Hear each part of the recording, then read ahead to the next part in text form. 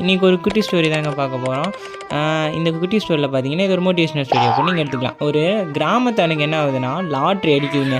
Lottery அடித்ததுக்கு உடனே அந்த lottery எடுத்துகிட்டு போய் இவன் என்ன பண்ணுறான்னா அந்த அமௌண்ட்லாம் எடுத்துகிட்டு போய் காரு, கோட்டு சூட்டு, தொப்பி அப்படின்ற மாதிரி வாங்கி போட்டுட்டு அந்த கிராமத்துக்கு வரான். நீங்கள் இங்கே பார்த்தா அந்த கிராமத்தில் இருக்கிற யாருமே இது காரையே பார்த்தது கிடையாது. ஸோ இவன் வேறு காரை வாங்கிட்டு வந்துட்டானா, இவன் என்ன பண்ணியிருக்கான், ஊர் ஃபுல்லாக சுற்றிட்டு வந்துருந்துருக்கிறான். சுற்றிட்டு வந்துட்டு நான் தாண்டா பெரிய ஆள் அப்படின்னு சொல்லிட்டு காருக்குள்ளே உட்காந்துட்டு வெளியே எல்லாருக்கும் டாட்டா காமிச்சிட்டே வந்துட்டு இருந்திருக்கான்.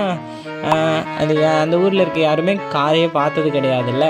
ஸோ அதனால் அவங்களும் விஷயத்தரமாக பார்த்துட்டு இருந்திருக்காங்க. கடைசியில் பார்த்தா நம்மளால் என்ன பண்ணியிருக்கான்னா முன்னாடி 2 குதிரையை கட்டி இழுத்துட்டு போயிருக்கான். ஏன்னா நம்மளுக்கு காரு ஓட்ட தெரியாது. 100 அதாவது காருக்குள்ளே 100 குதிரை சக்தி இருக்குது. அதே பார்த்திங்கன்னா இவன் என்ன பண்ணியிருக்கான்னா 100 குதிரை சக்தி மீன்ஸ் அவன் 100 குதிரை சக்தியில் வேகமாக ஓடும், கார் ஓடும் அப்படின்ற மாதிரி சொல்லியிருக்காங்க.